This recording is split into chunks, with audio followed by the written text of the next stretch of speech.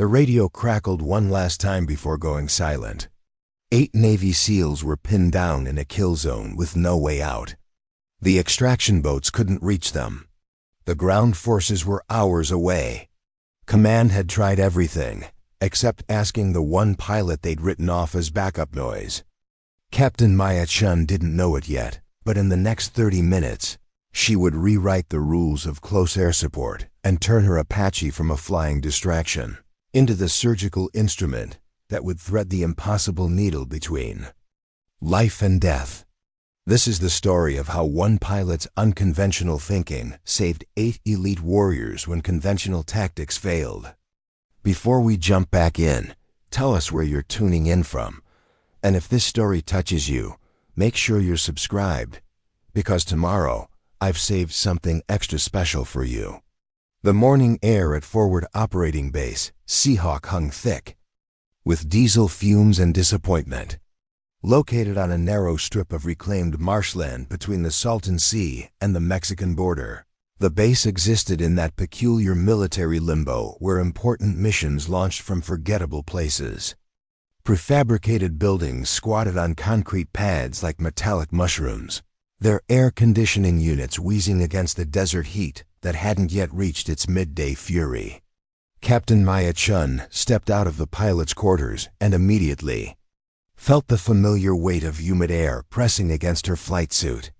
Even at 0600 hours, the temperature gauge on the meteorological station already read 82 degrees, with humidity climbing toward the kind of oppressive thickness that made every breath feel earned. She adjusted the shoulder straps of her survival vest and walked toward the flight line, her boots finding the familiar rhythm that had carried her through 4 years of Apache operations. The base buzzed with the controlled chaos of a mission morning.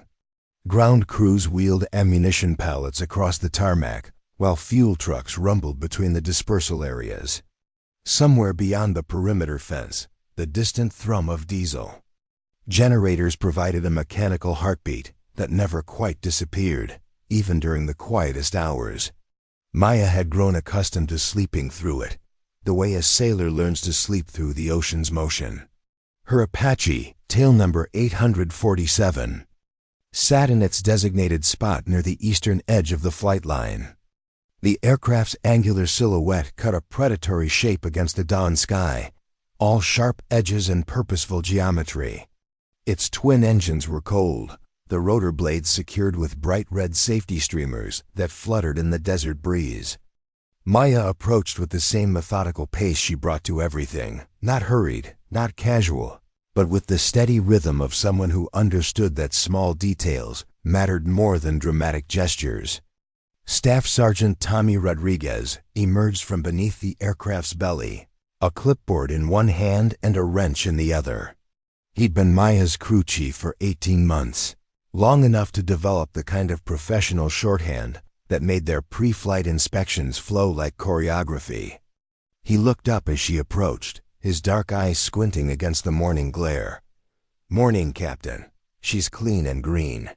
Topped off fuel and ordnance load is standard package 30mm with mixed ball and high explosive, plus a full load of Hellfires."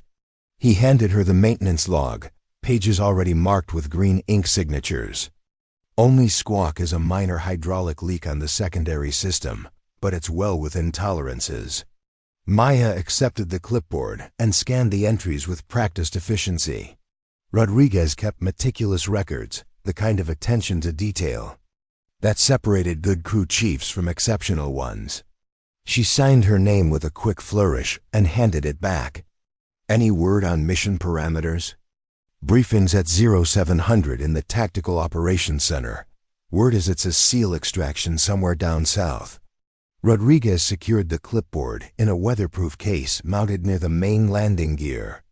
"Scuttlebutt says it's supposed to be routine, but they're loading heavy ordnance on everything that flies."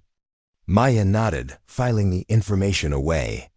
In her experience, missions described as routine had a habit of becoming anything but. She completed her walk-around inspection, checking fluid levels and control surfaces with the same systematic approach. she brought to everything.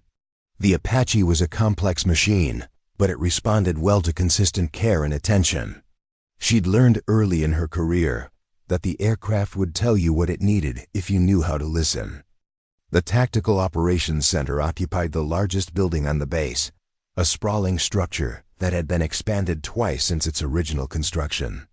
Inside, banks of communications equipment lined the walls, while large flat-panel displays showed satellite imagery and real-time intelligence feeds. The air conditioning worked overtime to combat the heat generated by dozens of electronic systems, creating an artificial chill that felt almost shocking after the morning humidity outside.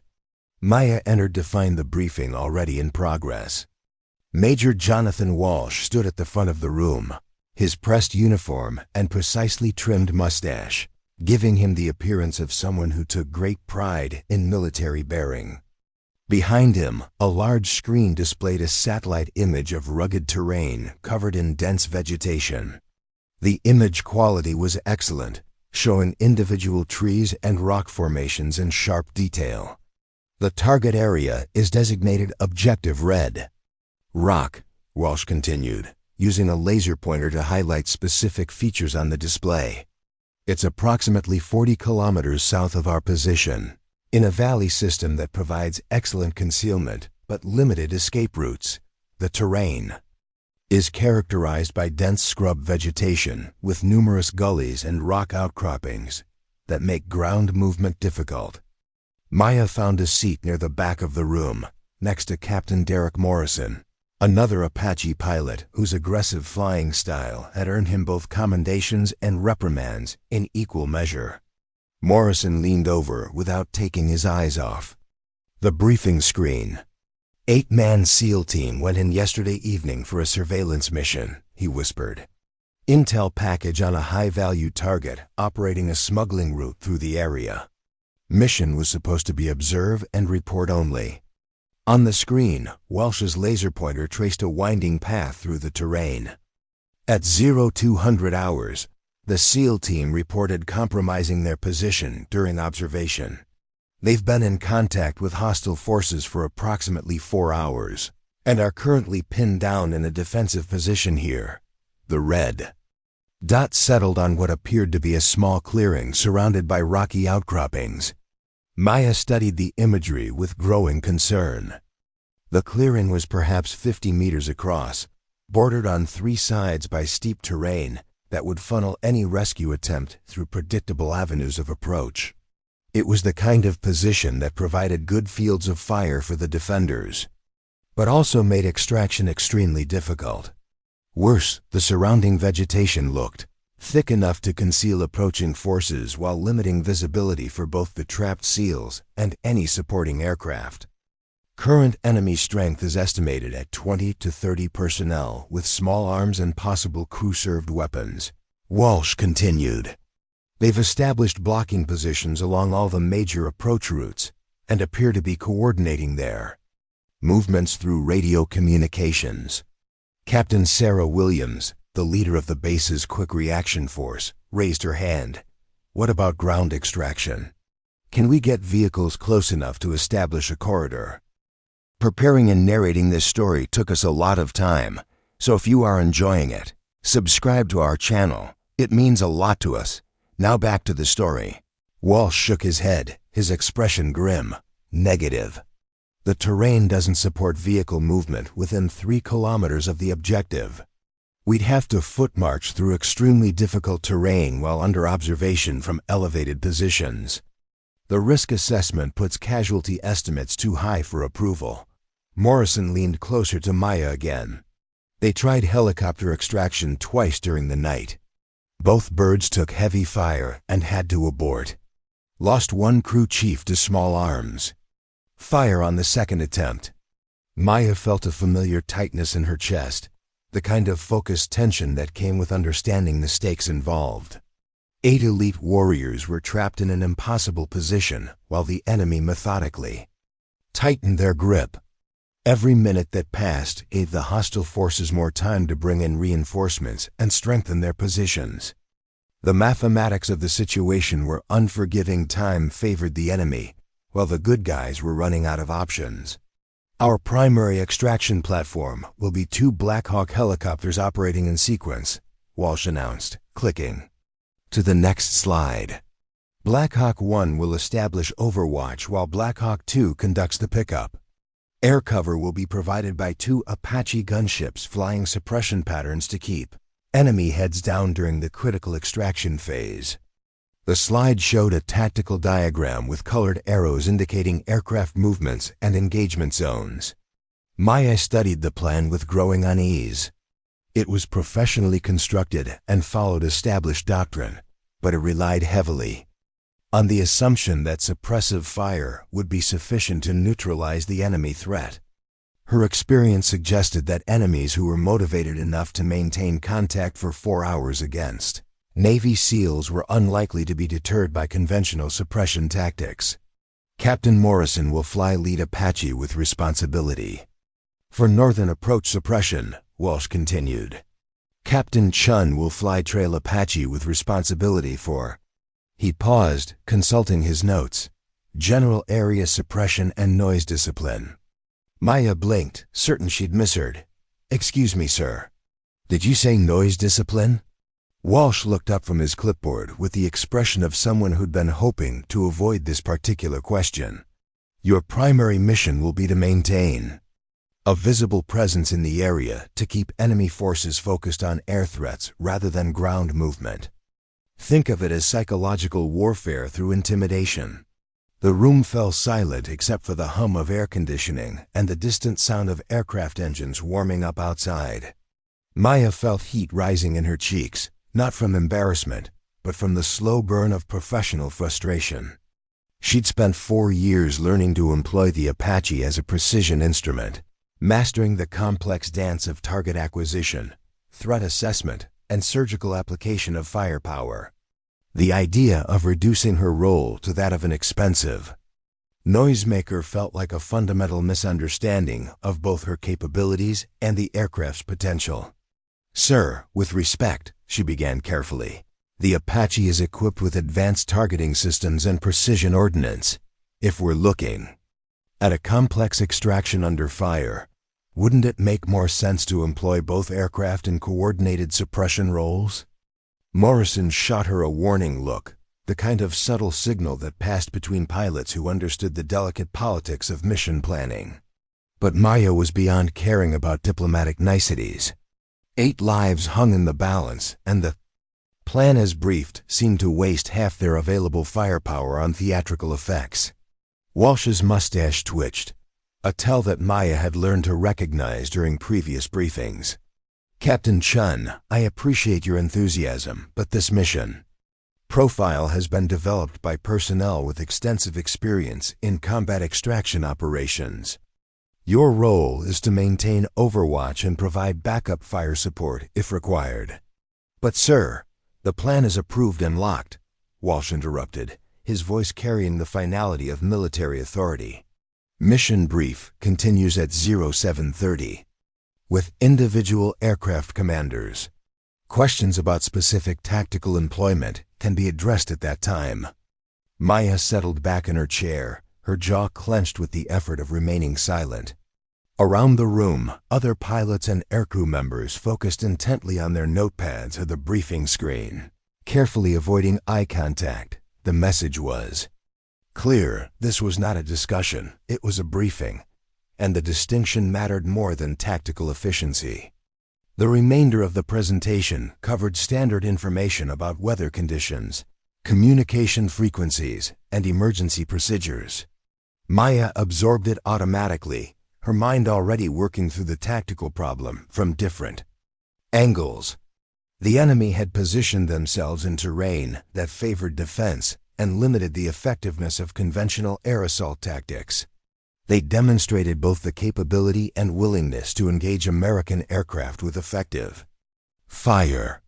Most importantly, they'd maintained tactical discipline for 4 hours, suggesting a level of training and motivation that exceeded typical insurgent capabilities. Walsh concluded the briefing with the standard reminders about rules of engagement and communication protocols. As the room began to empty, Maya remained seated, studying the satellite imagery that still glowed on the main display. The target area was perhaps 40 kilometers away, but it might as well have been on another planet for all the influence she'd been granted over the tactical problem. Morrison paused beside her chair. "You coming to the aircraft brief?" "In a minute." Maya continued staring at the screen, her eyes tracing the terrain features that surrounded the trapped SEAL team. "Derek, look at this approach pattern they've got us flying." Morrison glanced back at the display, then around the room to ensure they weren't being overheard. "Maya, don't. I can see what you're thinking, and it's not worth it.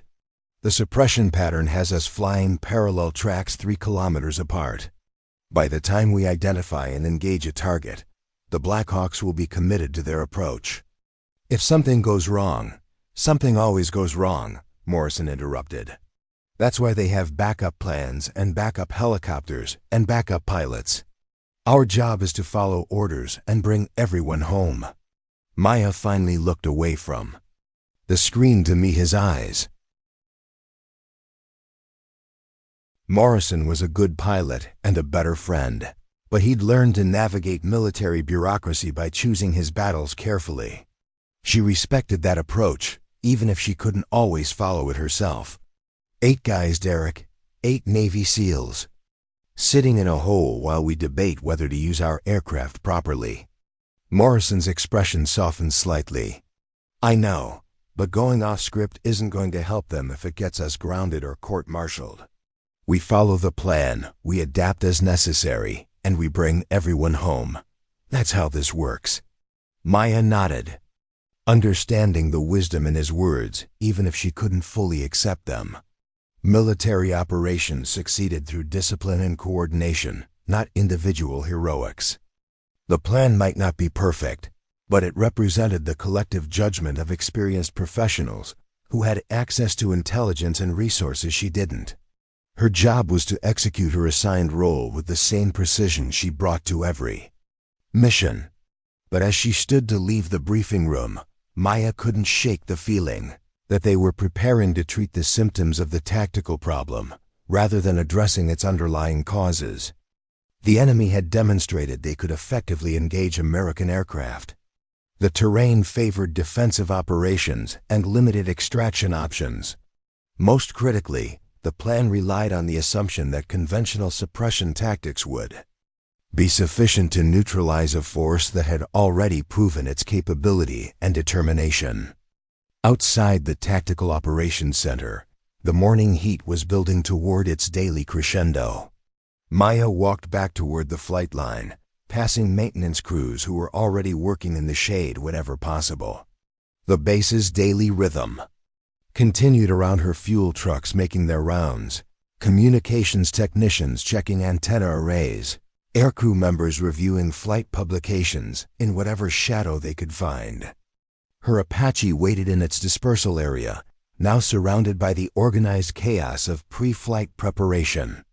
Rodriguez supervised a team of ordnance technicians as they loaded 30mm ammunition into the aircraft's cannon system. Each round was inspected individually before being fed into the loading mechanism, a process that moved with the steady rhythm of professionals who understood that attention to detail could mean the difference between mission success and catastrophic failure. Maya approached her aircraft with the same methodical pace she'd maintained all morning. The Apache was more than just a machine. It was a system of interconnected components that could deliver precise firepower with surgical accuracy when properly employed. She'd spent hundreds of hours learning to interpret the subtle feedback the aircraft provided through its controls, understanding how minor adjustments in pitch or yaw could affect target acquisition and weapon delivery. "Captain?" Rodriguez looked up from the ammunition loading process. "We're showing full load on all systems. 30mm is mixed ball and high explosive. Hellfires are ready for targeting assignment. Aircraft is mission ready in all respects." Maya accepted the updated maintenance log and reviewed the final entries. Everything was properly documented and signed off by qualified personnel. Her aircraft was mechanically sound, properly fueled, and loaded with enough ordnance to level a city block if necessary. Unfortunately, the mission as briefed would limit her to making noise while other aircraft conducted the actual tactical engagement. She climbed into the cockpit and began the familiar routine of systems checks and pre-flight procedures. Each switch and indicator had to be verified in sequence, confirming that every component was functioning within specified parameters.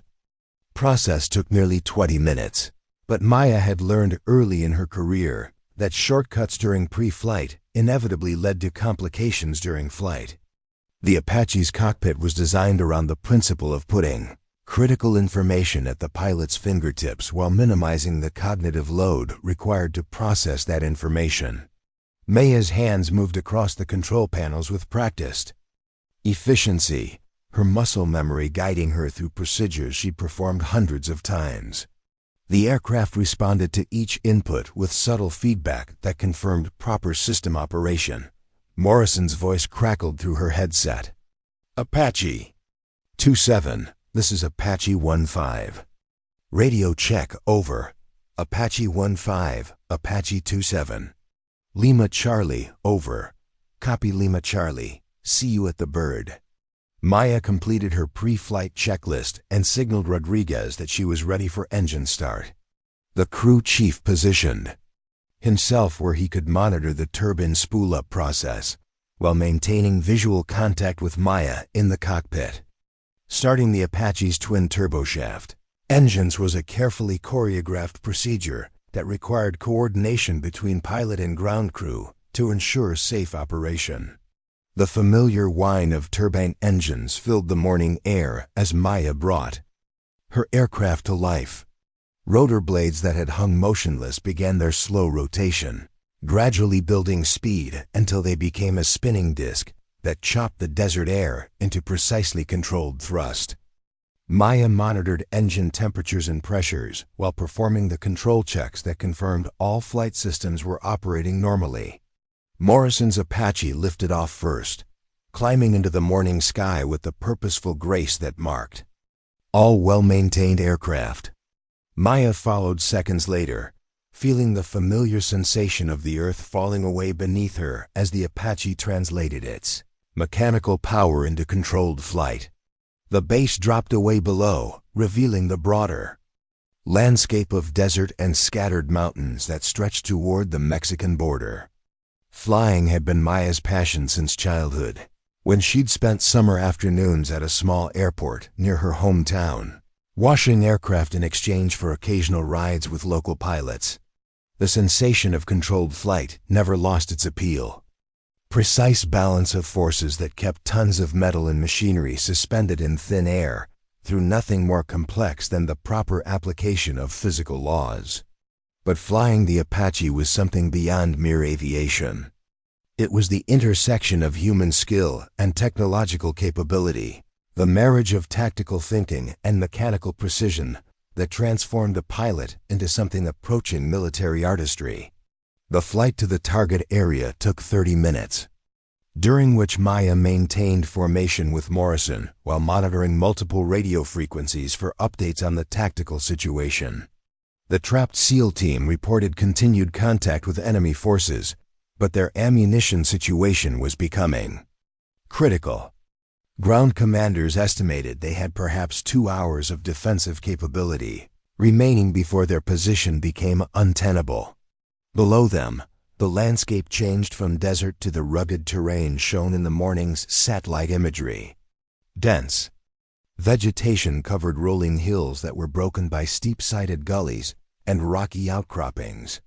It was beautiful country from altitude, but Maya could see why ground movement would be extremely difficult. The terrain channeled movement into predictable corridors, while providing countless concealment positions for defensive forces. Morrison's voice came through her headset. Apache 27, approaching initial point. Switch into tactical frequency. Maya acknowledged and changed her radio to the frequency that would connect her with the overall mission commander. The Black Hawk helicopters were already airborne, holding in a staging area 10 kilometers north of the target. Their crews had been briefed on the same tactical plan, with the same assumptions about enemy capabilities and the effectiveness of conventional suppression tactics. All aircraft, this is Overwatch. Current situation reports, enemy forces have established interlocking fields of fire covering all approach routes to the objective. SEL team reports minimal ammunition remaining and requests immediate extraction. Mission is cleared hot for execution per briefing parameters. Maya keyed her radio. Overwatch, Apache 27. Request clarification on engagement criteria for trail aircraft. A pause, then Walsh's voice responded with carefully controlled irritation. Apache 27, your mission parameters are as briefed. Maintain Overwatch and provide backup suppression as required. Lead aircraft has primary engagement authority. Maya bit back her response, understanding that further radio discussion would only create confusion and delay the mission. But the engagement criteria as stated essentially relegated her to the role of observer unless Morrison specifically requested assistance. It was a waste of capability that felt like professional negligence in the face of the tactical situation. The target area appeared ahead, a small clearing surrounded by rocky terrain that looked even more defensible from altitude than it had in satellite imagery. Maya could see muzzle flashes from several positions as enemy forces engaged the trapped SEAL team with automatic weapons fire. The 8 Americans were positioned behind whatever cover they could find in the center of the clearing, returning fire when they could identify targets but clearly outnumbered and outgunned. Morrison's Apache dove toward the northern approach, his 30mm cannon already tracking toward enemy positions identified by muzzle flashes and thermal signatures. The sound of his firing was audible even over the noise of Maya's own rotors, a distinctive buzzing that announced the arrival of American air power. Enemy fire slackened momentarily as hostile forces sought cover from the incoming suppression. But Maya could see what the tactical plan hadn't accounted for. The enemy positions were carefully sited to provide mutual support and overlapping fields of fire. As Morrison engaged targets on the northern approach, enemy forces on the eastern and western sides shifted their fire to maintain pressure on the SEAL team while presenting minimal exposure to air attack. They were well-trained, well-positioned, and clearly prepared for exactly this type of engagement. The first Black Hawk began its approach, flying low and fast toward the landing zone in the center of the clearing. Maya watched through her targeting system as enemy fire converged on the helicopter from multiple directions simultaneously. The aircraft was taking hits. She could see pieces of equipment being shot away, but it continued its approach with the kind of determined professionalism that characterized American military aviation. Then the Black Hawk shuddered and began an emergency auto-rotation, its engines failing under the concentrated enemy fire. The pilot managed a controlled crash landing in the clearing, but now instead of extracting 8 SEALs, the mission had to rescue the Black Hawk crew as well. The tactical situation had just become exponentially more complex. Morrison's voice crackled through the radio. Overwatch lead Apache. Black Hawk 1 is down. Crew status unknown. I'm Winchester on 30mm and down to 6 Hellfires. Request immediate backup support. Maya keyed her radio without waiting for permission. Overwatch Apache 27 is moving to support. I have full ordnance load and clear sight picture on multiple enemy positions. Walsh's voice responded immediately. Negative Apache 27. Maintain Overwatch position and await instructions. Maya stared at her targeting display, which showed at least 12 enemy positions that were maintaining effective fire on both the trapped SEAL team and the downed Black Hawk crew. Morrison was down to minimal ammunition and couldn't suppress all the threats simultaneously. The second Black Hawk was holding off its approach until the landing zone could be secured. But every minute of delay gave the enemy more time to coordinate their fire and bring in reinforcements. The mathematics of the situation were simple and unforgiving. 12 enemy positions required suppression. Morrison had 6 Hellfires remaining, enough to engage 6 targets if his accuracy was perfect. That left 6 positions that would maintain effective fire on any extraction attempt. The tactical plan was failing because it had underestimated both enemy capabilities and the amount of firepower required to neutralize the threat. Maya made her decision with the calm precision that had characterized every important choice in her military career. She rolled her Apache into a diving attack run toward the eastern enemy positions, her targeting system already locked onto the first threat. Her finger found the trigger for the 30mm cannon, and she began the systematic process of destroying every enemy position within range. The first burst of cannon fire obliterated a machine gun position that had been pouring effective fire into the clearing. The second burst silenced a sniper who had been engaging the downed Blackhawk crew. Maya pulled out of her dive and immediately rolled into another attack run, her Hellfire missiles already armed and seeking targets. Walsh's voice exploded through her headset. "Apache 2-7, you are not cleared for engagement. Break off immediately." Maya ignored him, her attention focused entirely on the tactical problem in front of her. She had 8 Hellfires and unlimited 30mm ammunition. The enemy had 12 positions that needed to be neutralized for the extraction to succeed. The arithmetic was straightforward, and she intended to solve the equation with the systematic application of precision firepower. Her first Hellfire destroyed a mortar position that had been dropping rounds dangerously close to the trapped Americans. The second eliminated a heavy machine gun that commanded the primary approach route. Maya continued her attack pattern, each missile precisely targeted to eliminate specific threats in order of their tactical priority. The enemy fire began to slacken as their positions were systematically destroyed. Morrison, recognizing what Maya was doing, coordinated his remaining attacks to complement her pattern. Together, the two Apaches created a rolling suppression that swept across the enemy positions like a mechanical thunderstorm, leaving devastation in its wake. Within 10 minutes, the clearing was secure. Enemy fire had ceased completely, replaced by the sound of American helicopters and the shouts of rescued personnel.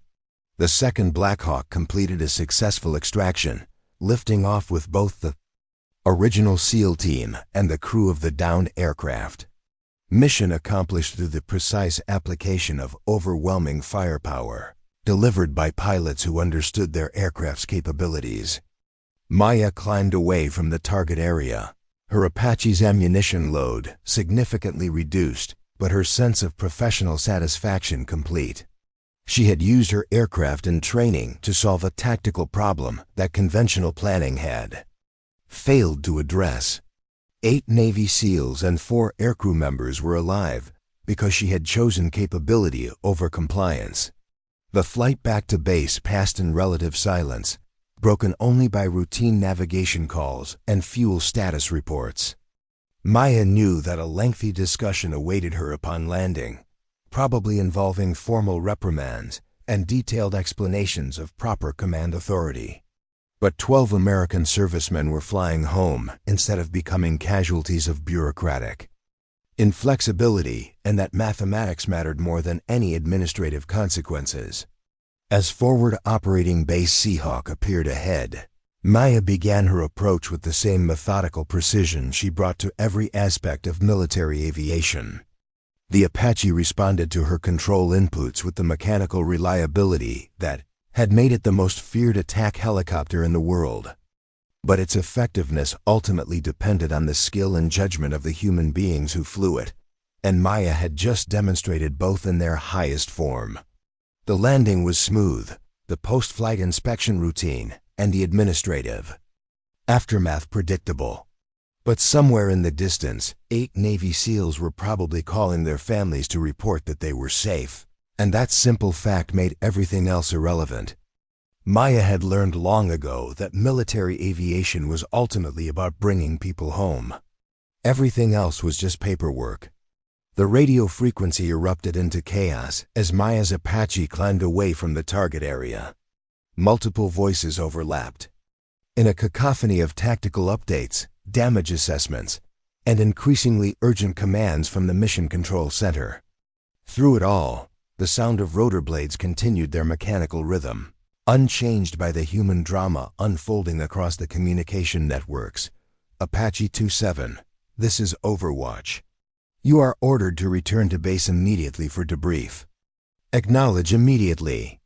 Walsh's voice carried the sharp edge of someone whose carefully constructed plan had just been demolished by subordinate initiative. Maya adjusted her flight path toward the rally point where the extracted personnel were being consolidated for medical evaluation. Her targeting display still showed residual heat signatures from the destroyed enemy positions, but the clearing itself was now secure. The downed Blackhawk sat in the center like a broken monument to the limitations of conventional tactical thinking. Overwatch, Apache 2-7, mission accomplished. All personnel extracted successfully. Returning to base as directed. Maya's voice remained professionally neutral, betraying none of the satisfaction she felt at having solved the tactical problem through applied violence rather than bureaucratic process. Morrison's Apache fell into formation beside her, and she could see his helmeted figure through the cockpit glass.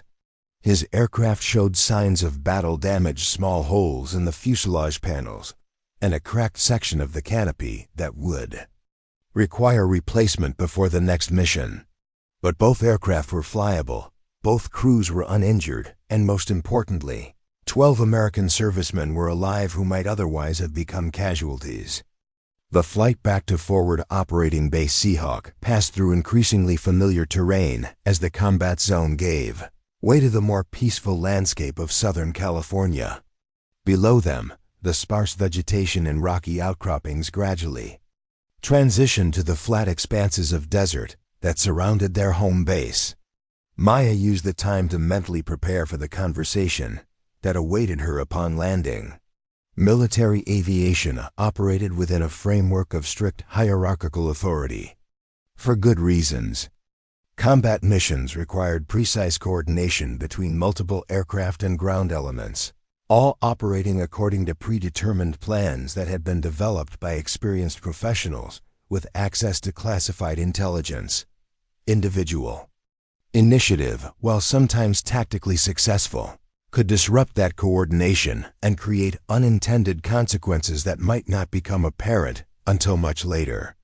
Maya understood these principles and generally supported them. But she also understood that rigid adherence to flawed plans could result in preventable casualties when the tactical situation developed differently than anticipated. The enemy had demonstrated capabilities that exceeded the planning assumptions, and the original extraction plan had failed as a direct result. Her decision to engage had been based on real-time assessment of the tactical situation, not a desire to challenge authority for its own sake. The base's control tower cleared both Apaches for landing on the primary flight line, where maintenance crews were already waiting to begin post-mission inspections. Maya completed her approach with the same methodical precision she brought to every aspect of military aviation, settling her aircraft onto the designated parking spot with barely perceptible contact between skids and concrete. As the rotor blades spun down and the turbine engines began their cooling cycle, Maya could see a small crowd gathering near the operations center. Several senior officers stood in a tight group, their body language suggesting an intense discussion about recent events. Among them, she recognized Colonel Patricia Hendricks, the base commander whose reputation for fairness was matched only by her insistence on proper military protocol. Rodriguez approached as Maya completed her post-flight shutdown checklist. His expression was carefully neutral, but she could see concern in his eyes as he began the routine inspection of the aircraft's exterior systems. Battle damage assessment was a critical part of post-mission procedures, particularly when aircraft had been exposed to effective enemy fire. "How's she look, Sergeant?" Maya asked as she climbed down from the cockpit. "Few small holes in the Fuselage, nothing structural. Looks like small arms fire, probably 7.62 mm. Engine intakes are clean, rotor head shows no damage. Rodriguez ran his hands along the leading edges of the main rotor blades, checking for stress fractures or impact damage. She'd be mission ready again as soon as we patch the holes and run a full systems check. Maya nodded, grateful for Rodriguez's professional competence.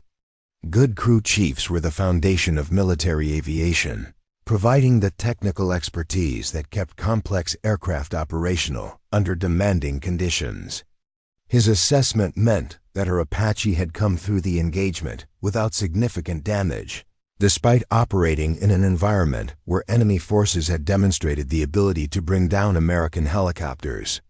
Morrison approached from his own aircraft, removing his helmet as he walked. His flight suit was dark with perspiration, and she could see the tension lines around his eyes that came from extended periods of high-stress combat flying. He paused beside Maya's aircraft, looking up at the small holes that marked where enemy bullets had found their target. That was some flying, Maya. Textbook suppression pattern, perfect target prioritization. Morrison's voice carried genuine admiration, but also a note of concern about the administrative aftermath they both knew was coming. Think Walsh is going to write you up?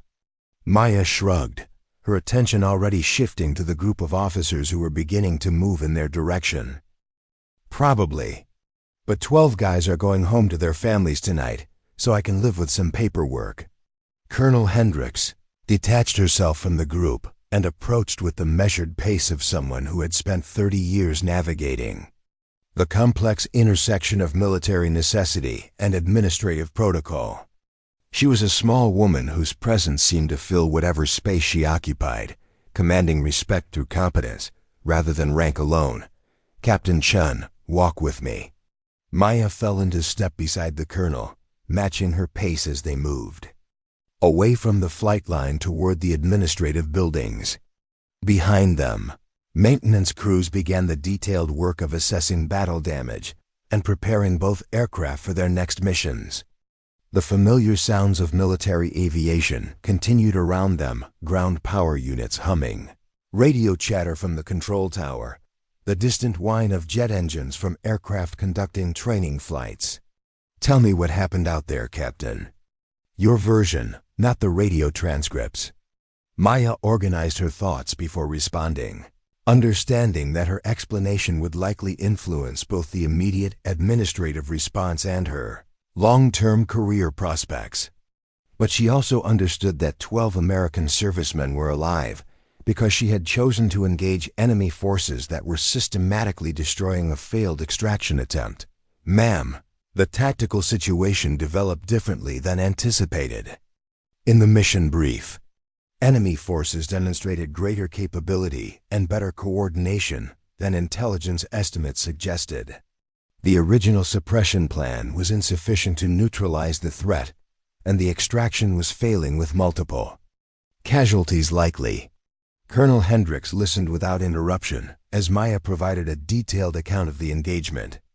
She described the enemy positions, their fields of fire, the failure of conventional suppression tactics, and her assessment that immediate action was required to prevent a catastrophic outcome. Her explanation was factual and professional, focused on tactical considerations rather than personal justifications. And you made the decision to engage without authorization because... Maya paused, understanding that her answer would define how the incident was ultimately characterized in the official reports. Ma'am, I assessed that the tactical situation required immediate engagement to prevent loss of American lives. The delay required to request and receive authorization would have resulted in casualties that could be prevented through immediate application of available firepower. They had reached the entrance to the administrative building, where air conditioning provided relief from the mounting desert heat. Colonel Hendricks held the door open and gestured for Maya to proceed into the building's interior, where the familiar sounds of military bureaucracy replaced the mechanical noise of the flight line. Captain, you understand that military operations require coordination and authorization for good reasons. Individual initiative, even when tactically successful, can create unintended consequences that aren't immediately apparent. Maya nodded. Yes, ma'am. I understand the importance of command authority and coordination. But I also understand that the situation was developing faster than the command structure could respond, and American lives were at immediate risk. Colonel Hendricks led the way into a small conference room that was furnished with a simple table and several chairs. Maps of the local area covered one wall, marked with colored pins that indicated various training areas and operational zones. A coffee maker in the corner provided the caffeine that fueled much of military decision-making. Sit down, Captain. Maya took a seat across from the colonel, maintaining the professional bearing that had been drilled into her throughout her military career. Outside the conference room, she could hear the routine sounds of administrative activity phones ringing, printers operating, conversations between staff officers who were managing the complex logistics of military operations. Colonel Hendricks poured herself a cup of coffee and offered one to Maya, who declined with a polite shake of her head. The colonel settled into her chair with the deliberate movements of someone who had learned to project calm authority even in stressful situations. Major Walsh is recommending formal disciplinary action. Disobedience of direct orders, failure to follow established chain of command, unauthorized engagement of enemy forces. The colonel's voice was neutral, presenting the charges without editorial comment. Those are serious allegations that could result in court-martial proceedings. Maya felt her stomach tighten, but her expression remained composed. She had understood the potential consequences when she made the decision to engage, and she was prepared to accept responsibility for her actions. Military justice was often harsh, but it was also generally fair when all the facts were considered. However, Colonel Hendricks continued, I've also received preliminary reports from the SEAL team leader and the Black Hawk crews. Their assessment of the tactical situation supports your version of events. They're unanimous in their conclusion that the extraction would have failed without your intervention. Maya remained silent, understanding that the colonel was working through the complex process of balancing military discipline with tactical reality. The successful outcome of the mission couldn't excuse unauthorized action, but it certainly provided context that would influence any administrative response. There's also the matter of the intelligence assessment that underestimated enemy capabilities. The planning assumptions were apparently flawed, which contributed to the tactical problems you encountered. Colonel Hendricks sipped her coffee, her eyes never leaving Maya's face. Tell me about your assessment of the enemy positions. What did you see that the intelligence analysts missed? Maya leaned forward slightly, her mind returning to the tactical problem she had solved through applied violence. Ma'am, the enemy positions were carefully sited to provide mutual support and overlapping fields of fire. They weren't randomly positioned insurgents. They were well-trained fighters who had prepared the battlefield to counter conventional extraction tactics. She described the enemy's use of terrain, their coordination under fire, and their ability to maintain effective resistance even when subjected to air attack. It was clear that intelligence estimates had significantly underestimated both the enemy's capability and their determination to inflict casualties on American forces. The original suppression plan assumed that conventional tactics would be sufficient to neutralize the threat, Maya continued. But the enemy had prepared for exactly that type of engagement. They had backup positions, alternate firing points, and the tactical discipline to maintain coordination, even under attack. Colonel Hendricks nodded slowly, her expression thoughtful. And your assessment was that the situation required immediate engagement to prevent casualties? Yes, ma'am. Captain Morrison was down to minimal ammunition. The first Black Hawk was shot down, and enemy fire was preventing any extraction attempt. Every minute of delay gave them more time to coordinate and potentially bring in reinforcements.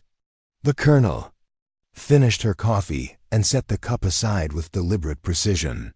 Captain, military operations succeed through discipline and coordination. Individual initiative, even when well-intentioned, can undermine the command structure that ensures mission success.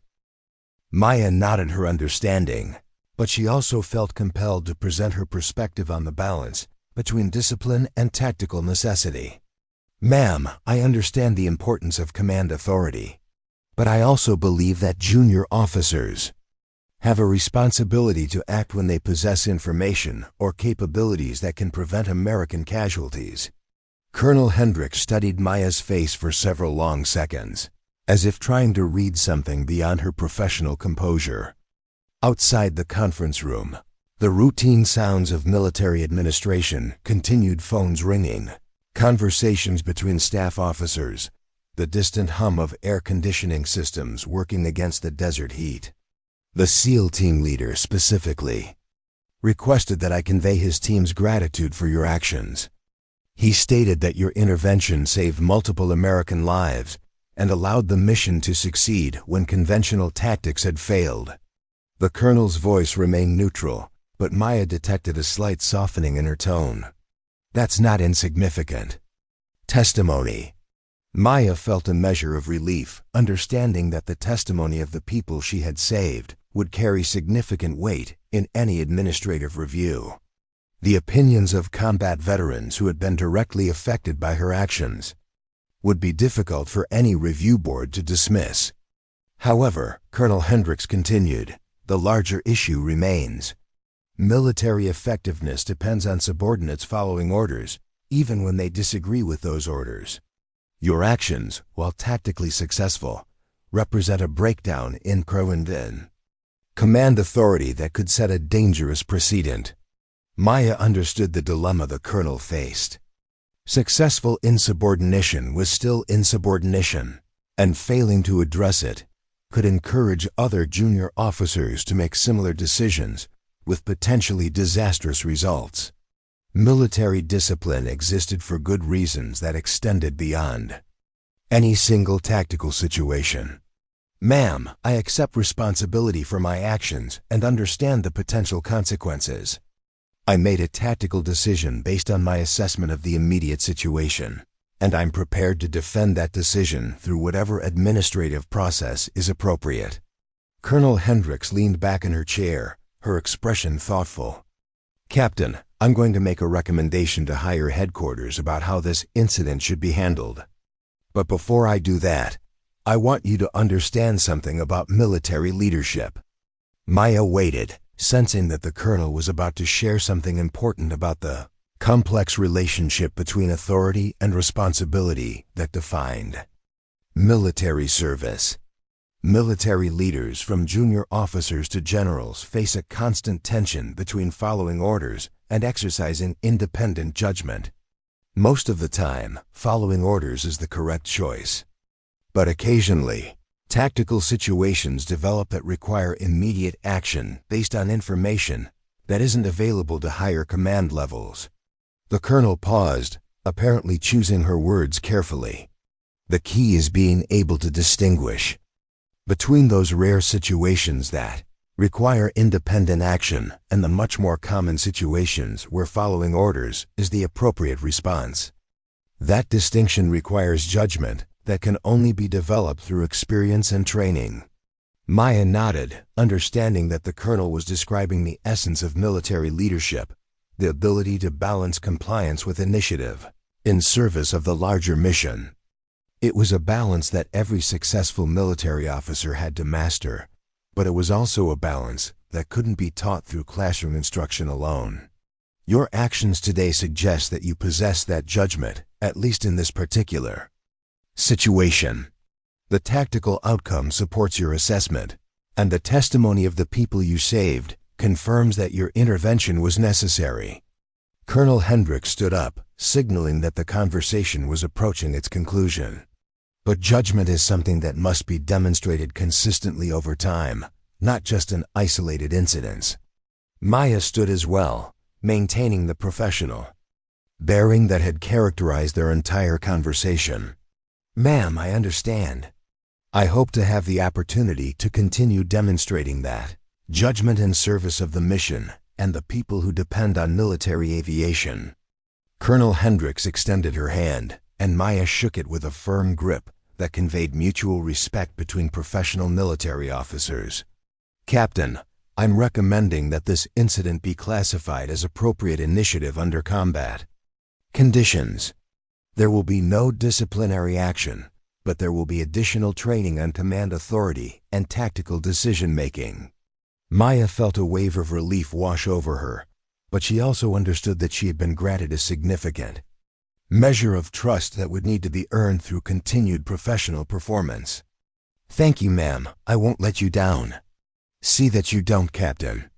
Military aviation is too important, and good pilots are too valuable for us to lose them to poor judgment in either direction.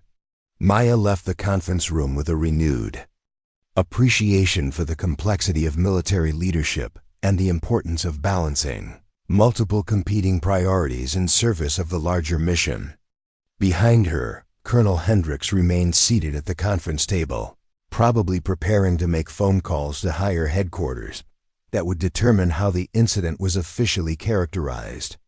The walk back to the flight line took her past the maintenance hangars where technicians were already working to repair the battle damage on both Apache helicopters. Rodriguez looked up from his inspection of the rotor head assembly as she approached, his expression questioning. How'd it go, Captain? Maya managed a slight smile. Better than it could have. No disciplinary action, but additional training on command authority. Rodriguez nodded with the understanding that came from years of military service. Could have been worse. At least you're still flying. Maya looked at her Apache, which was already being prepared for its next mission by competent maintenance professionals who understood that military aviation depended on the seamless integration of human skill and mechanical reliability. The aircraft showed signs of its recent combat engagement, but it remained fundamentally sound and ready to serve. Rodriguez, make sure she's ready for tomorrow. Something tells me we're going to be busy. The crew chief grinned with the satisfaction of someone who took professional pride in keeping complex machines operational under demanding conditions. She'd be ready, Captain. Always is. Maya walked toward the pilot's quarters, her mind already beginning to process the lessons learned from the day's mission. Military aviation was a profession that demanded continuous learning and adaptation, particularly in the complex environment of modern combat operations. Today's success had been built on years of training and experience, but it had also revealed areas where her understanding could be improved. The afternoon heat was building toward its daily peak, creating the kind of oppressive atmosphere that made every physical activity feel like an endurance test. Maya looked forward to the air-conditioned comfort of her quarters, where she could review the mission in detail and prepare for whatever challenges tomorrow might bring. Behind her, the flight line continued its routine operations with the mechanical precision that characterized military aviation. Ground crews serviced aircraft, pilots reviewed flight publications, and maintenance technicians ensured that every system met the demanding standards required for combat operations. It was a professional environment that had produced some of the finest military aviators in the world, and Maya was proud to be part of that tradition. The day's events had demonstrated both the importance of following established procedures and the occasional necessity of independent action when tactical situations develop beyond the scope of conventional planning. It was a lesson that would serve her well throughout her military career, regardless of what challenges lay ahead. As she reached her quarters, Maya reflected on the 12 American servicemen who were probably calling their families at that very moment to report that they were safe. That simple fact made all the administrative complexity and potential career consequences worthwhile. Military aviation existed to support the people who served their country in dangerous places, and today she had fulfilled that mission in its most direct and meaningful form. The success would be recorded in official reports and mission summaries. But Maya knew that the real measure of success was much simpler. 12 people were alive who might otherwise have died, and that mathematics was more important than any bureaucratic consideration. Tomorrow would bring new challenges and new opportunities to serve, but today had been a good day to be a military aviator. The morning after the extraction mission dawned with the same oppressive heat that characterized every day at Forward Operating Base Seahawk, but something fundamental had changed in the rhythm of daily operations. Maya noticed it first in the way ground crew members made eye contact when she passed, replacing the routine acknowledgments of rank with something that resembled genuine recognition. Word traveled fast in military communities, particularly when that word involved successful combat operations that had saved American lives. Maya's first indication that the previous day's events had resonated beyond the immediate participants came during the routine morning briefing in the Tactical Operations Center. Major Walsh, whose carefully constructed extraction plan had required significant modification under fire, presented the mission summary with the kind of professional objectivity that characterized military after-action reports. But even his clinical recitation of events couldn't completely mask the fact that unconventional tactics had succeeded where conventional planning had failed. Mission objective was achieved with all personnel successfully extracted and no friendly casualties, Walsh announced to the assembled aircrew and support staff. Enemy resistance was heavier than anticipated, requiring adaptive engagement protocols to neutralize threats and secure the landing zone. Maya listened from her usual position near the back of the room, noting how the official language transformed. Yesterday's chaos into sanitized military prose. Adaptive engagement protocols was certainly one way to describe her decision to ignore direct orders and engage enemy positions with precision firepower. The bureaucratic euphemism couldn't change what had actually happened, but it could provide administrative cover for actions that fell outside established doctrine. Captain Morrison caught her eye from across the room and raised an eyebrow in an expression that conveyed both amusement and respect. He had witnessed the entire engagement and understood exactly what adaptive engagement protocols meant in the context of yesterday's mission. More importantly, he had seen how Maya's tactical assessment and immediate action had transformed a failing extraction into a successful rescue operation. After the briefing concluded, Maya walked toward the flight line with the familiar sense of purpose that began every day of military aviation. The Apache helicopters were already undergoing their daily maintenance inspections, with ground crews checking fluid levels and conducting systems tests that ensured every aircraft met the demanding standards required for combat operations. Rodriguez looked up from his inspection checklist as she approached, his expression carrying the satisfaction of someone whose professional competence had been validated under combat conditions. "Morning, Captain. She's clean and green, ready for whatever they throw at us today." Rodriguez handed her the maintenance log, pages marked with green ink signatures that documented the completion of required inspections. "Fixed those bullet holes from yesterday. You can't even tell she took fire." Maya accepted the log and reviewed the entries with practiced efficiency. The Apache showed no residual effects from its combat engagement, testament to both the aircraft's robust design and the skill of the maintenance professionals who kept it operational.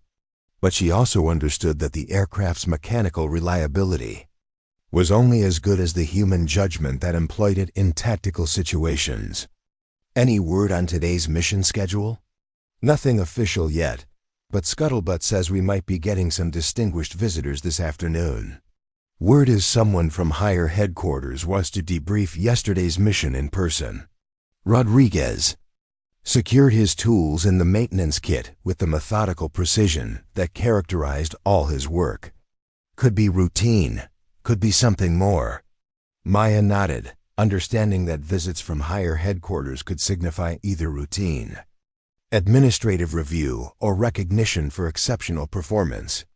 Military bureaucracy often moved in mysterious ways, And junior officers learned early in their careers that speculation about official intentions was generally futile. Better to focus on maintaining professional standards and letting the administrative process unfold according to its own logic. The morning flight schedule included routine training missions designed to maintain pilot proficiency in various tactical scenarios. Maya's assignment involved low-level navigation through mountainous terrain, practicing the kind of precise aircraft handling that could mean the difference between mission success and catastrophic failure in actual combat situations. It was the type of training that civilian pilots rarely experienced, requiring split-second decision-making while operating complex aircraft at extremely low altitudes. Flying through the desert mountains of Southern California provided an environment that closely replicated many overseas combat zones, with rugged terrain and unpredictable weather patterns that challenged both pilot skill and aircraft performance.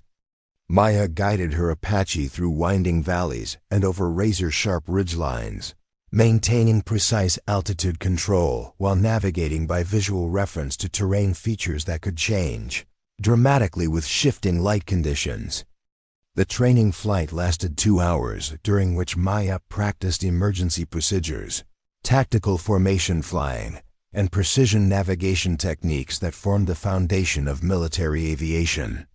Every maneuver was evaluated according to strict standards that measured not just successful completion, but the efficiency and safety margins maintained throughout each evolution. Military flying demanded perfection not as an ideal, but as a practical necessity for survival in hostile environments. Upon return to base, Maya completed her post-flight procedures with the same methodical attention to detail that characterized every aspect of military aviation.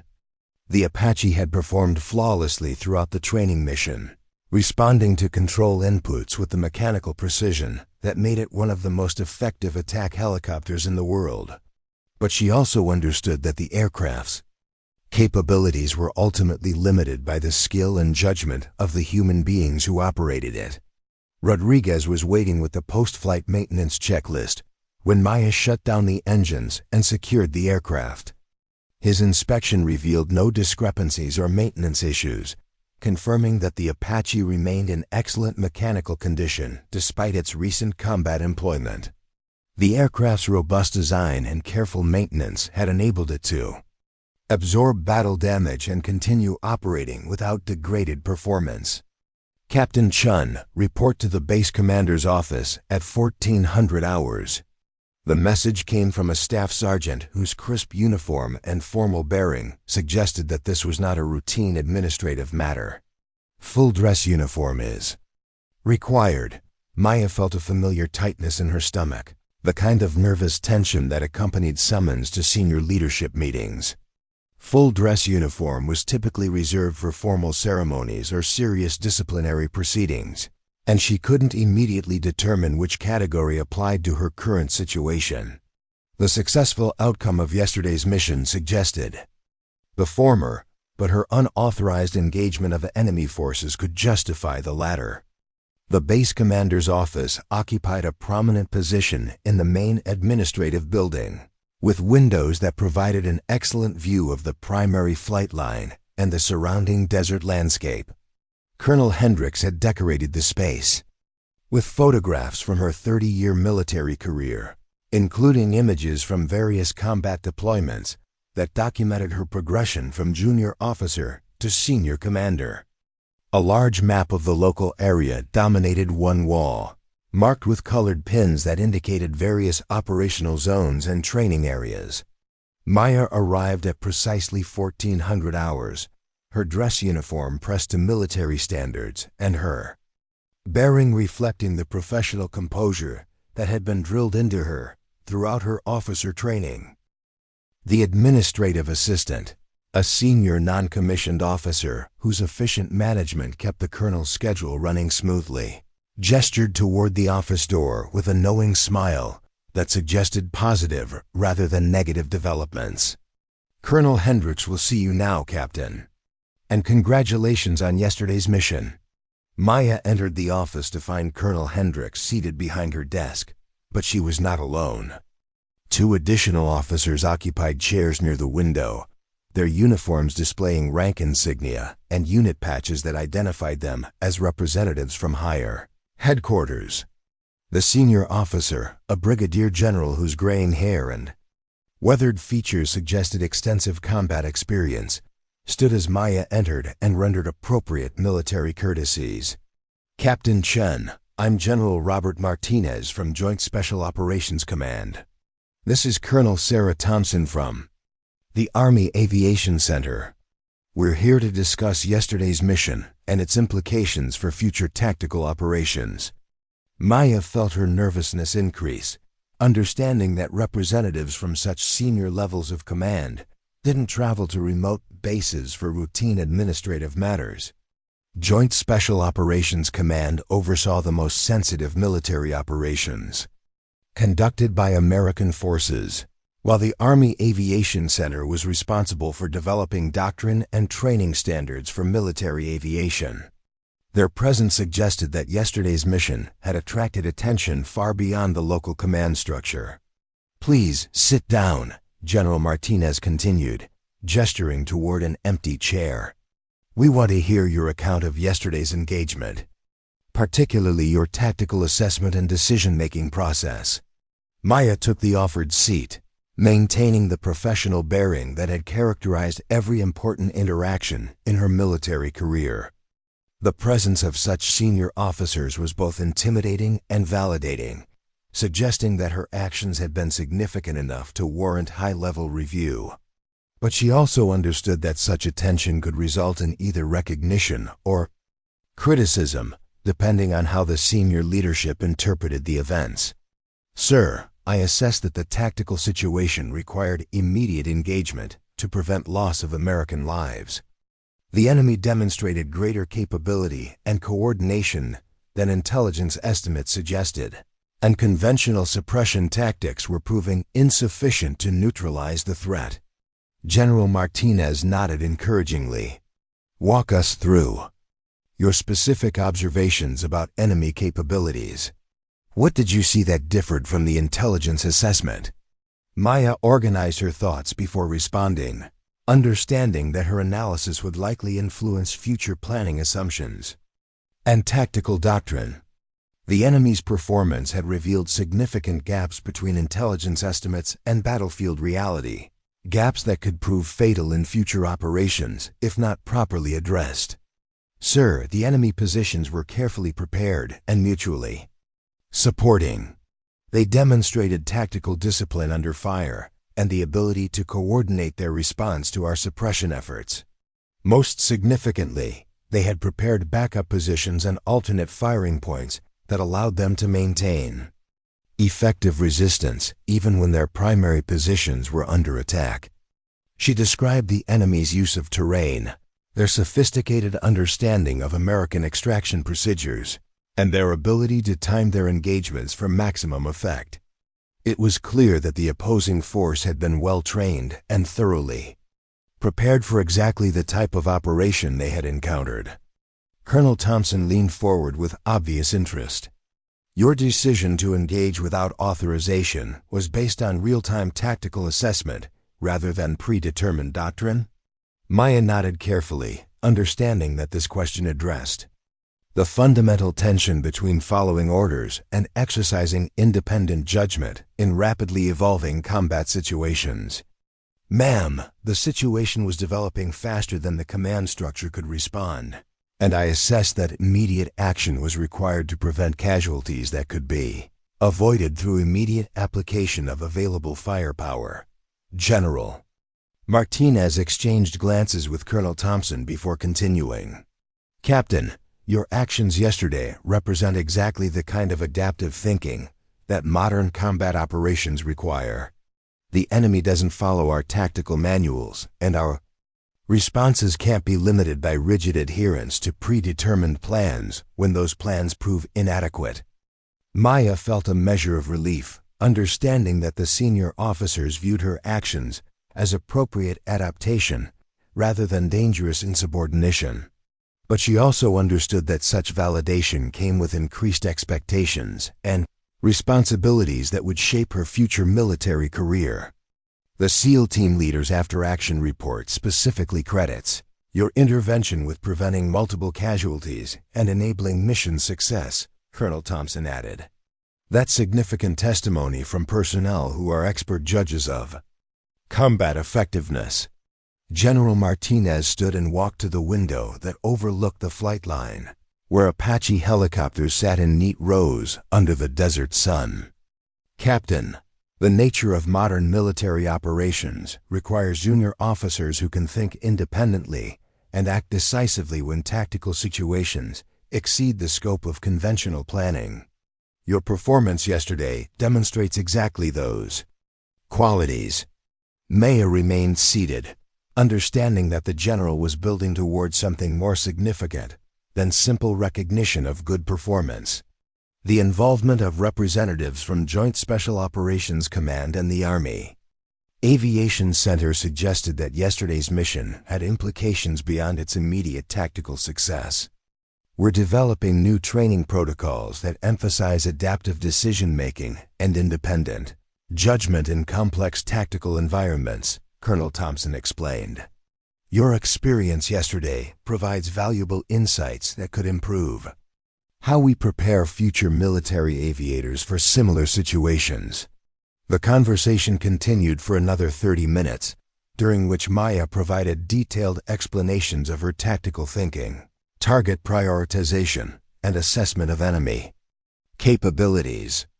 The senior officers asked probing questions that revealed their sophisticated understanding of military aviation and combat operations, but their questions were clearly intended to gather information rather than challenge her judgment. General Martinez concluded the discussion by returning to his seat and adopting a more formal posture that suggested the meeting was approaching its conclusion. Captain Chun, based on your performance yesterday and your demonstrated understanding of complex tactical operations, we're recommending you for advanced training at the Army Aviation Center. Maya felt surprise and gratitude in equal measure, understanding that such recommendations represented significant career advancement opportunities. Advanced training at the Army Aviation Center was typically reserved for officers who had demonstrated exceptional competence and leadership potential, and it often served as preparation for senior command positions. Furthermore, Colonel Thompson added, we're recommending you for the Distinguished Flying Cross for your actions yesterday.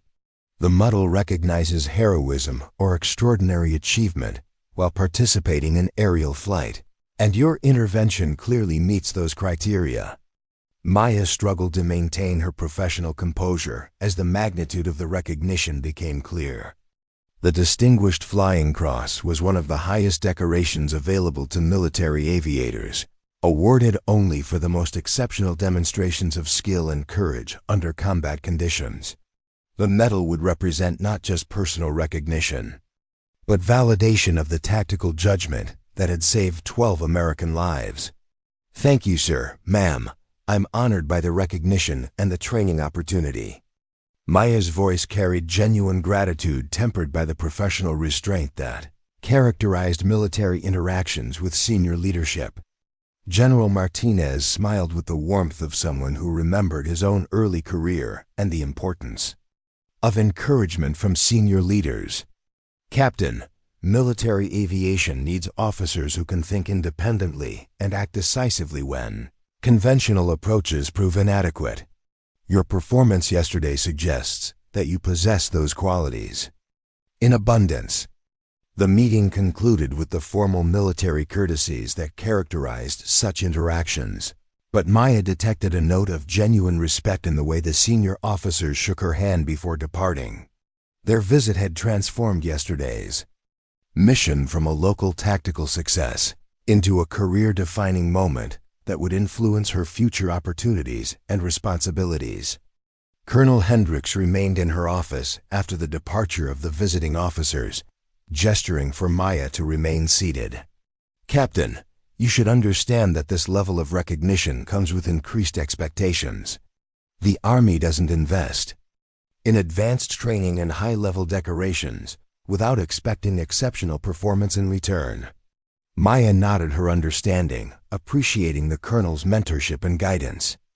"Ma'am, I understand. I hope to justify the confidence that's being placed in me." "I'm confident you will," Colonel Hendricks replied. "But remember that leadership at higher levels requires different skills than tactical flying. You'll need to develop the ability to balance multiple competing priorities, while maintaining the kind of independent judgment that served you well yesterday." The walk back to the flight line took Maya past groups of personnel who were conducting routine maintenance and training activities under the afternoon sun. Several people nodded or offered quiet congratulations as she passed, suggesting that word of the morning's meeting had already begun to circulate through the base's informal communication networks. Military communities were notorious for the speed with which significant news traveled, particularly news that involved recognition for exceptional performance. Rodriguez looked up from his afternoon inspection checklist as Maya approached her. "Aircraft." His expression carried the satisfaction of someone whose professional pride had been validated by the recognition of his pilot's achievements. Good crew chiefs took personal pride in their aircraft's performance and their pilot's success, understanding that military aviation depended on seamless integration between human skill and mechanical reliability. "Heard you had some distinguished visitors this morning, Captain. Word is it was good news." Maya managed a slight smile, still processing the magnitude of the recognition she had received. "Very good news, Rodriguez. Looks like we're going to be even busier in the coming months." The crew chief grinned with obvious satisfaction. "Outstanding, Captain. Should be ready for whatever they throw at us."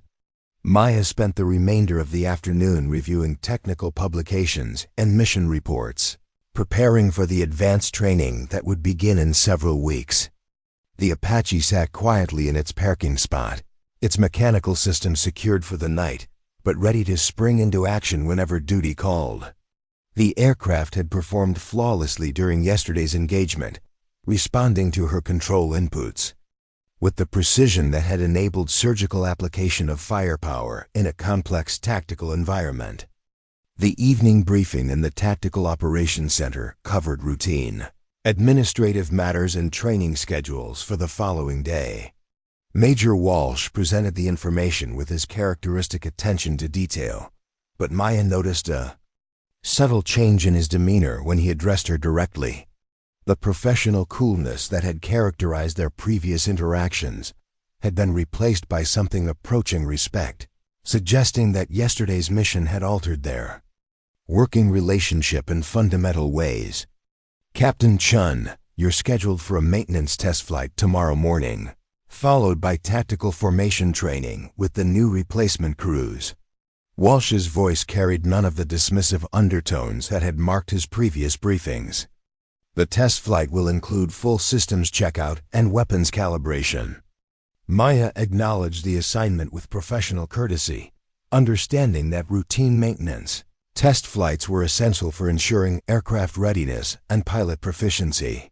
But she also understood that tomorrow's schedule represented a return to normal operations after the intensity of yesterday's combat engagement and today's high-level recognition. The sun was setting over the desert mountains as Maya completed her daily administrative tasks and prepared to return to her quarters. The base's evening rhythm was settling into the quieter pace that characterized off-duty hours, when the urgent demands of military operations gave way to the more relaxed activities of personal time. But the Apache flight line never truly slept. With maintenance crews working through the night to ensure that every aircraft would be ready for whatever challenges the next day might bring. Maya's quarters provided air-conditioned refuge from the desert heat and a quiet space for reflection on the day's extraordinary developments. The recommendation for advanced training and the Distinguished Flying Cross represented recognition beyond anything she had imagined when she first arrived at Forward Operating Base Seahawk. But she also understood that such recognition came with increased responsibilities and expectations that would shape every aspect of her future military career. The thought of 12 American servicemen calling their families to report safe return home provided perspective on the true meaning of yesterday's mission. Military decorations and career advancement opportunities were meaningful, but they were ultimately secondary to the fundamental purpose of military aviation: protecting the people who served their country in dangerous places around the world. Maya's reflection was interrupted by a knock on her door, followed by the voice of Captain Morrison requesting permission to enter. She opened the door to find her fellow pilot holding 2 bottles of beer and wearing the kind of satisfied expression that suggested good news worth sharing. "Thought you might want to celebrate," Morrison said, offering one of the bottles. "Word. Just came down through channels that the SEAL team leader put you in for a commendation. Apparently, he's telling anyone who'll listen that you saved his entire team." Maya accepted the beer with gratitude, understanding that Morrison's gesture represented the kind of professional camaraderie that characterized military aviation. Pilots looked out for each other because they understood the unique pressures and responsibilities that came with operating complex aircraft in dangerous environments. "Derek, I was just doing my job. The tactical situation required immediate action, and I happened to be in position to provide it." Morrison shook his head with amusement. "Maya, you turned a failing extraction into a textbook demonstration of close air support. That's not just doing your job, that's redefining what the job looks like when everything goes sideways." They sat in the small living area of Maya's quarters, sipping beer and discussing the technical aspects of yesterday's engagement. Morrison had observed the entire mission from his own aircraft and could provide perspective on how the tactical situation had developed from the viewpoint of someone who understood both the capabilities and limitations of Apache operations. "The way you prioritized targets was brilliant," Morrison continued. "You didn't just suppress enemy fire, you systematically dismantled their defensive positions in order of tactical importance. That's graduate-level tactical thinking under extreme pressure."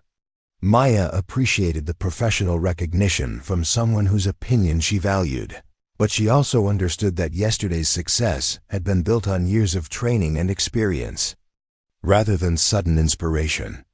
Military aviation was a profession that rewarded systematic preparation and disciplined execution, qualities that had enabled her to perform effectively when the tactical situation exceeded the scope of conventional planning.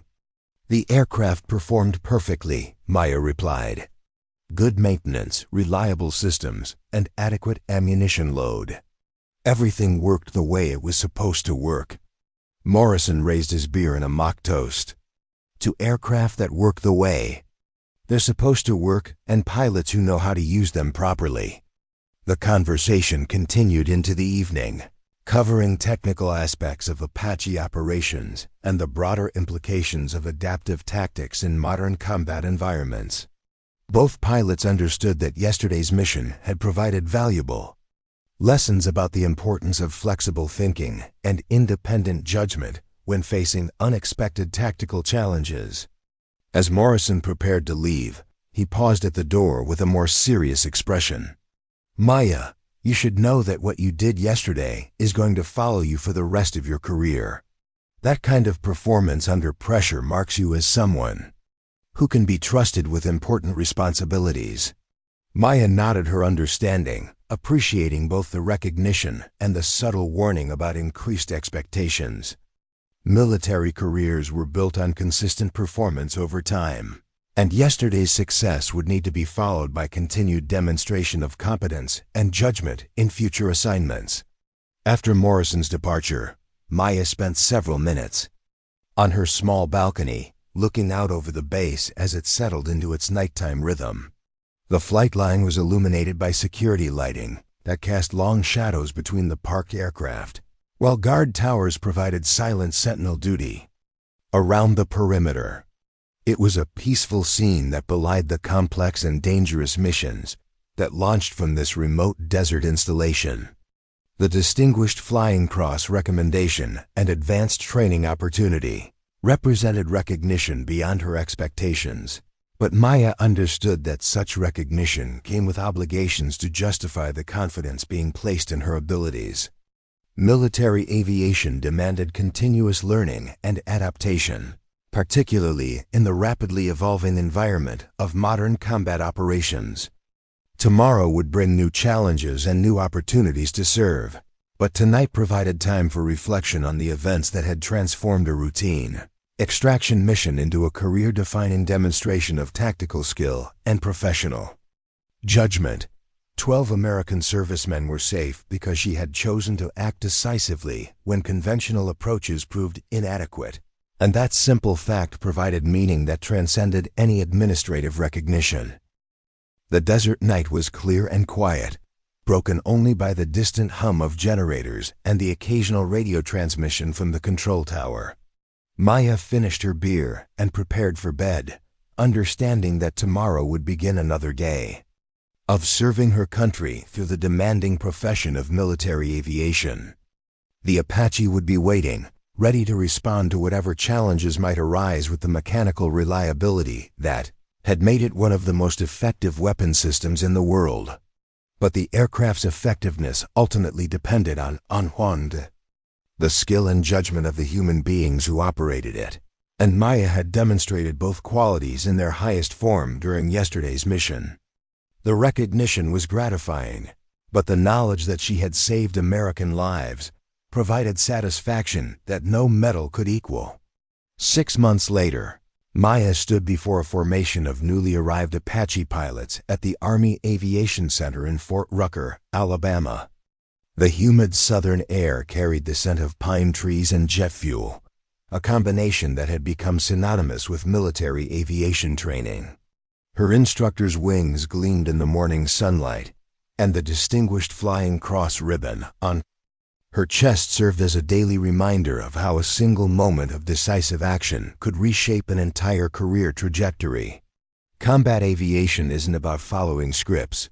Maya addressed the dozen young officers who would spend the next 6 months learning to transform expensive helicopters into precision instruments of warfare. It's about understanding your aircraft's capabilities so completely that adaptation becomes instinct rather than improvisation.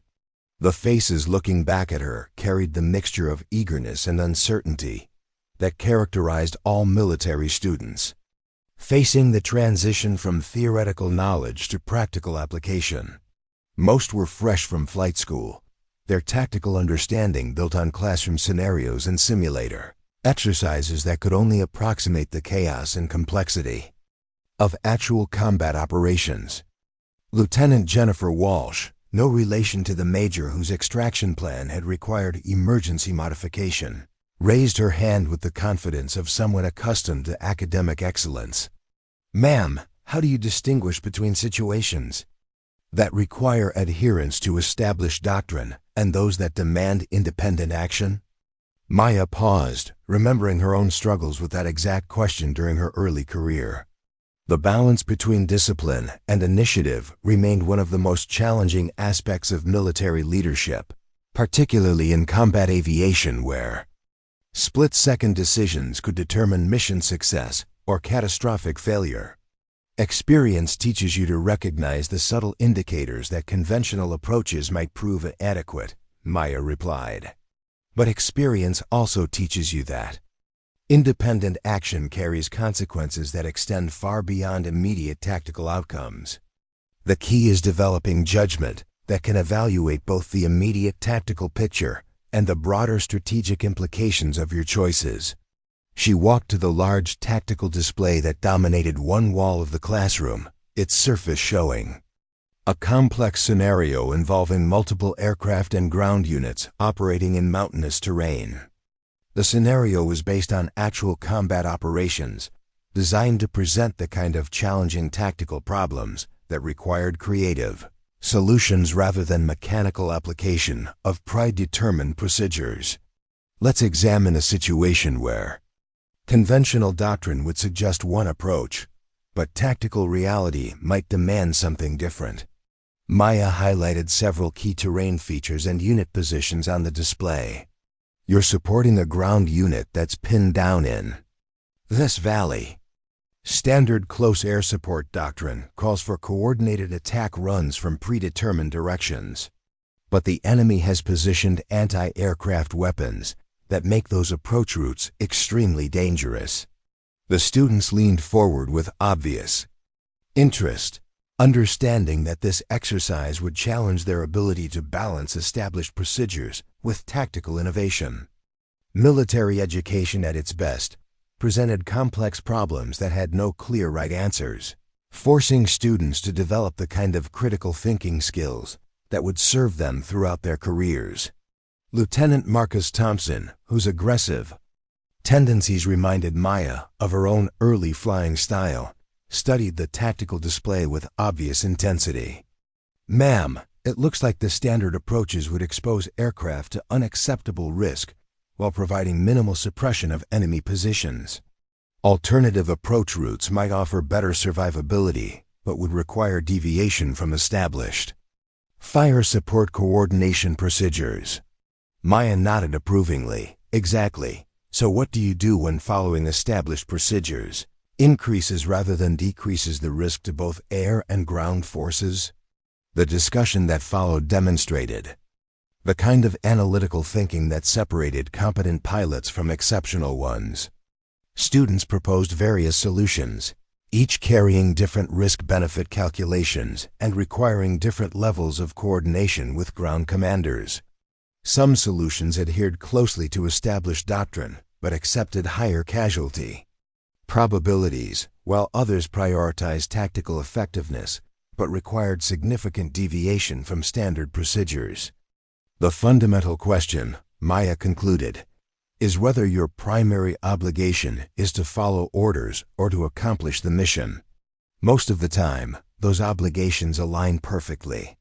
But occasionally, tactical situations develop where blind adherence to predetermined plans can compromise mission success and unnecessarily endanger American lives." After the classroom session concluded, Maya walked across the sprawling Fort Rucker complex toward the flight line where advanced Apache training continued throughout the day. The base hummed with the controlled energy of military aviation instruction, where experienced pilots passed their knowledge to the next generation of combat aviators. It was rewarding work that provided perspective on her own development from eager student to seasoned instructor. The flight line presented an impressive display of military aviation technology, with dozens of helicopters arranged in precise rows under the Alabama sun. Apache, Black Hawk, and Chinook helicopters represented the cutting edge of rotary wing aircraft design, each optimized for specific mission requirements that ranged from close air support to heavy cargo transport. The sight never failed to inspire Maya's appreciation for the engineering expertise that had created such capable machines. Chief Warrant Officer David Kim approached from the maintenance hangar, his weathered face carrying the satisfaction of someone whose technical expertise kept complex aircraft operational under demanding conditions. As the senior instructor pilot for advanced Apache training, Kim had observed Maya's transition from operational pilot to instructor with professional interest. "How are the new students progressing?" Kim asked, falling into step beside Maya as they walked toward the aircraft staging area. "They're sharp," Maya replied. "Good technical foundation, strong flying skills. What they lack is the kind of tactical intuition that only comes from actual combat experience." Kim nodded his understanding. "That's always been the challenge with military aviation training. We can teach procedures and techniques, but judgment under pressure has to be developed through experience. The question is how to provide that experience without exposing students to unnecessary risk." They paused beside one of the training aircraft, its exterior marked with the scuffs and scratches that accumulated during intensive flight instruction.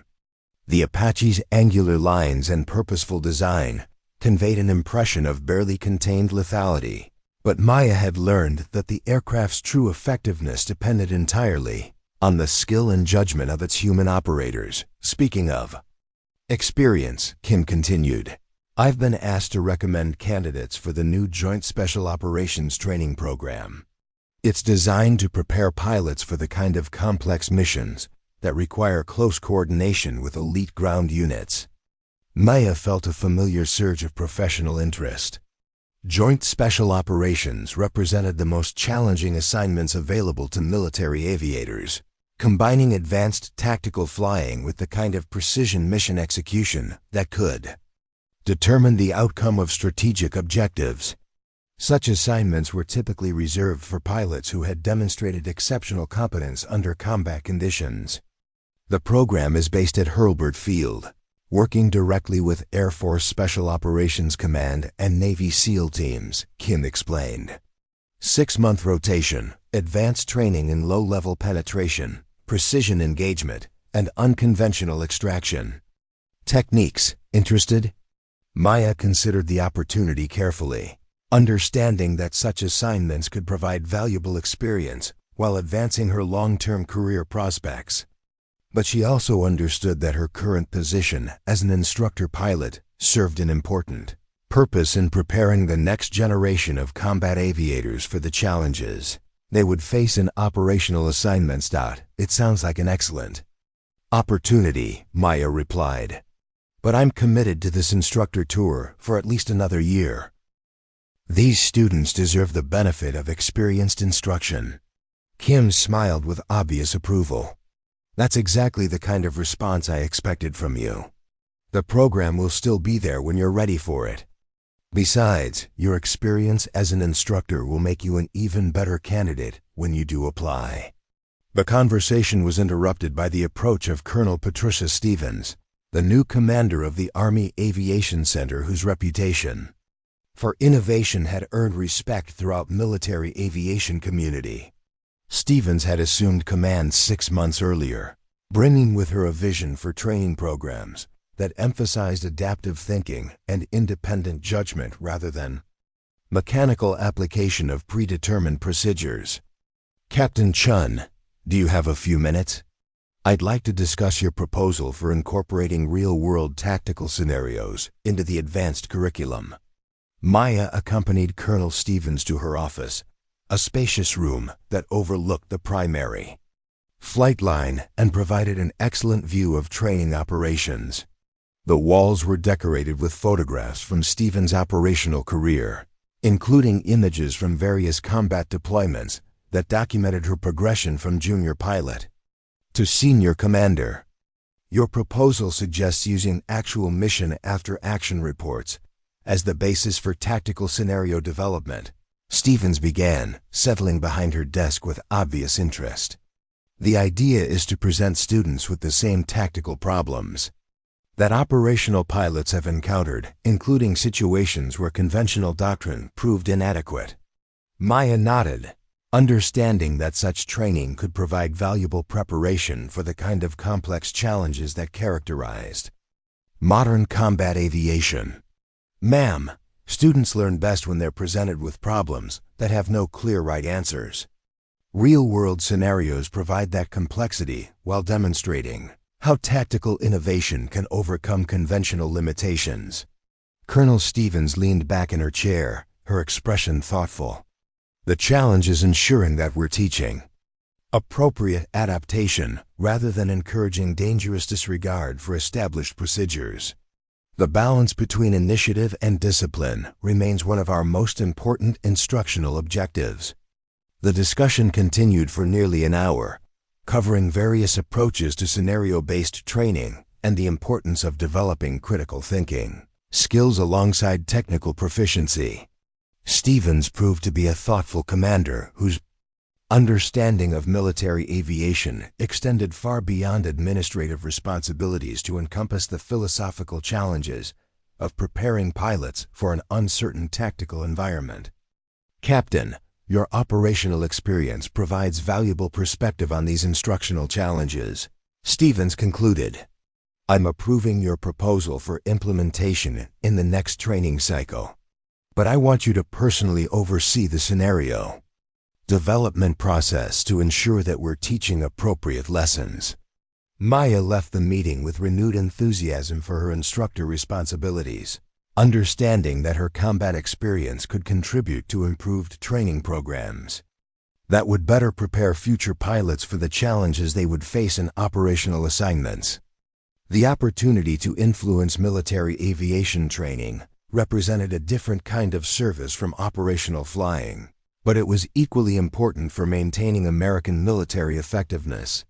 The remainder of the afternoon was spent in the flight simulator complex, where advanced training scenarios challenged students to apply theoretical knowledge in realistic tactical environments.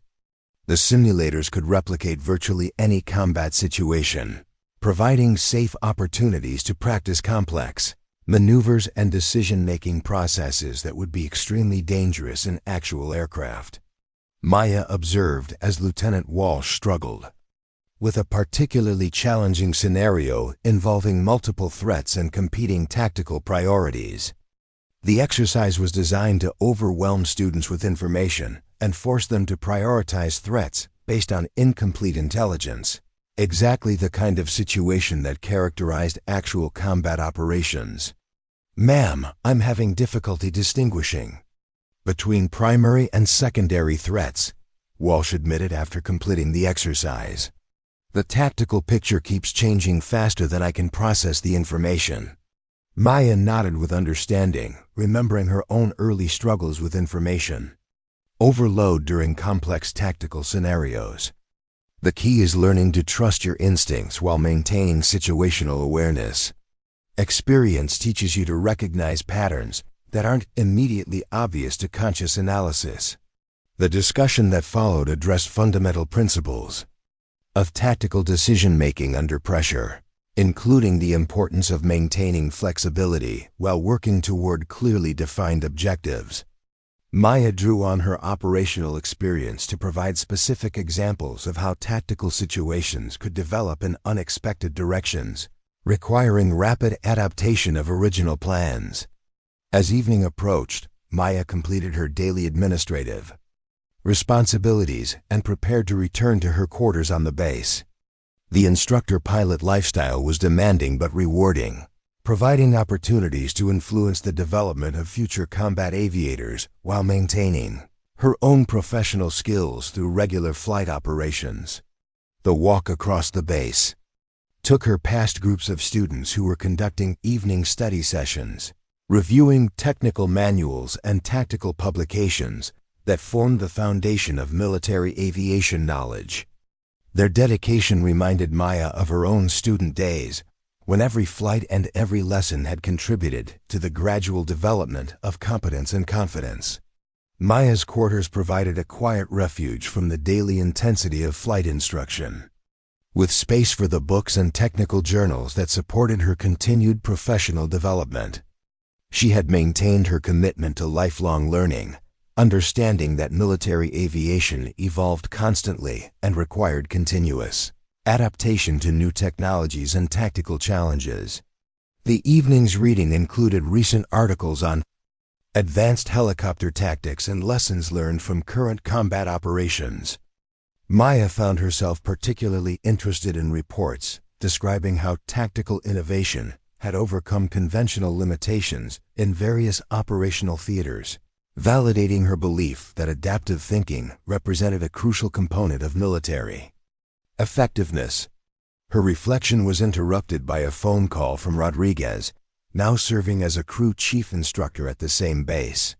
His familiar voice carried the satisfaction of someone who had found professional fulfillment in passing technical expertise to the next generation of maintenance professionals.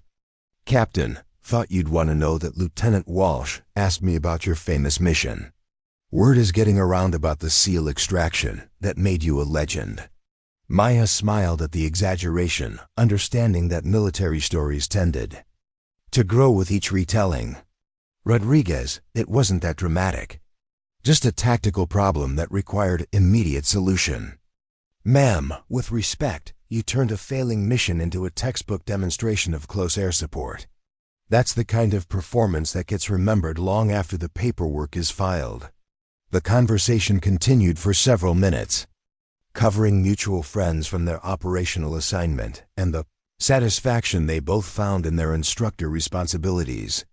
Rodriguez's perspective provided valuable insight into how enlisted personnel viewed the officer development process, including the importance of practical experience in building credibility with students. After the call concluded, Maya spent time reviewing lesson plans for the following day's instruction, ensuring that her presentations would provide maximum educational value while maintaining student interest and engagement. Effective military instruction required careful balance between theoretical knowledge and practical application, challenging students to think critically while providing the foundational skills they would need throughout their careers. The base settled into its evening rhythm as Maya prepared for bed, understanding that tomorrow would bring new opportunities to influence the development of future combat aviators. The distinguished flying cross on her dresser served as a reminder that individual actions could have consequences far beyond their immediate tactical effects, inspiring continued commitment to excellence in all aspects of military service.